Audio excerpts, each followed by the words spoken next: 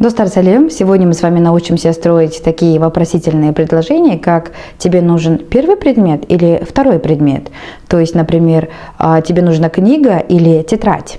Итак, запоминаем. Мы с вами используем конструкцию саган, что-то керекпе, эльди, что-то керекпе. Тебе нужна книга или тетрадь. Саган, китап керекпе, эльди, даптер керекпе. Как вы видите, керекпе повторяется дважды. То есть по-русски это звучит так. Тебе нужна книга или тебе нужна тетрадь? Еще раз. Саган китап керекпе, эльди даптер керекпе. Эльди означает или. Да, возможно, вы знаете слово немесе, что тоже означает или, но в вопросительных предложениях мы с вами будем использовать только эльди, а немесе мы с вами используем только в утвердительных предложениях. Например, маган чай немесе кофе беріңізші.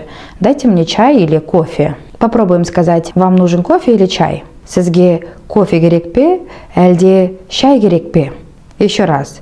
Сізге кофе керекпе, әлде чай керекпе? Точно так же по аналогии вы можете строить такие вопросительные предложения, как вы хотите чай или кофе? То есть хотите. Сіз чай қалайсыз ба, әлде кофе қалайсыз ба? Қалайсыз ба повторяется дважды. Или же вы колу хотите или пепси? Сіз кола қалайсыз ба, әлде пепси қалайсыз ба? Запомните эту конструкцию и уже применяйте сейчас.